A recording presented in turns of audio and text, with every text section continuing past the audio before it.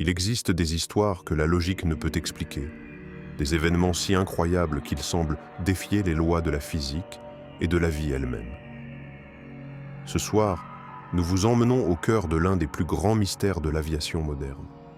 Un vol de routine, une catastrophe en plein ciel, une chute libre de 3000 mètres, et pourtant, une adolescente ouvre les yeux, seule, au milieu de la jungle amazonienne. Comment a-t-elle survécu? Quel destin inexplicable l'a protégée de la mort? Et surtout, pourquoi elle? Installez-vous confortablement. Ce que vous allez entendre est réel.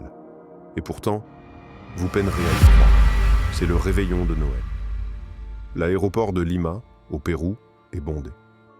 Des familles rient, des enfants courent, excités à l'idée d'ouvrir leurs cadeaux. Au milieu de cette effervescence, Julian Köpke, 17 ans, et sa mère, Maria. Elles embarquent sur le vol 508 de la Lanza Airlines. 1 heure et 5 minutes de trajet, à peine. Un vol de routine. Mais ce que Julian ne sait pas, c'est que cette compagnie aérienne a un terrible secret. La Lanza a déjà connu plusieurs crashs, des erreurs humaines, un entretien défaillant, des avions vétustes. Maria, la mère de Julian, hésite. Elle sent quelque chose, une intuition.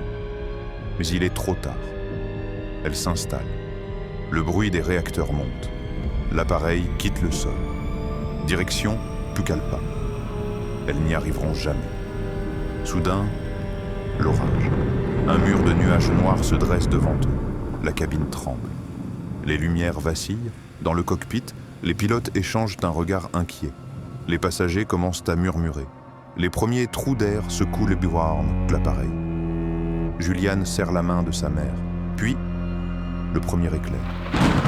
Une lumière aveuglante frappe l'aile gauche. Les masques à oxygène tombent, des cris.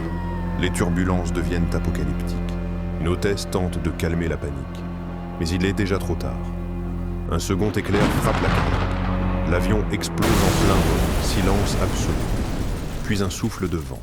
Une chute vertigineuse. Julian est éjectée hors de l'appareil. Elle tombe. 3000 mètres. L'air siffle à ses oreilles. Elle est toujours attachée à son siège. Son cœur bat à une vitesse inimaginable. Mais elle n'a pas le temps d'avoir peur. Elle perd connaissance. Le vide l'engloutit. Puis, la jungle. La cime des arbres s'approche. Un bruit sourd, lentement. Un battement de paupières. Un souffle faible. Elle ouvre les yeux. Elle est en vie. Mais elle est seule. Tout autour d'elle, l'enfer vert. Des insectes grouillent sur sa peau. Sa clavicule est brisée. Son œil est gonflé. Elle appelle sa mère. Rien. Elle n'a ni eau ni nourriture. Et pourtant, elle se lève. Elle commence à marcher. Ses jambes sont lourdes. Chaque pas est une torture. Mais elle sait une chose. Si elle s'arrête, elle est morte. Les jours passent. Elle titube.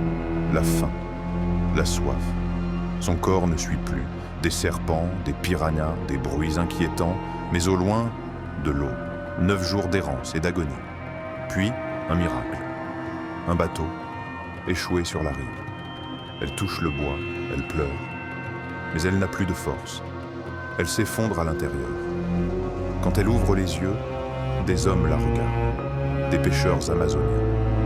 Leur regard est incrédule. Ils n'en croient pas leurs yeux. Cette fille qui aurait dû être morte, elle est vivante. Ils l'emmènent en pirogue.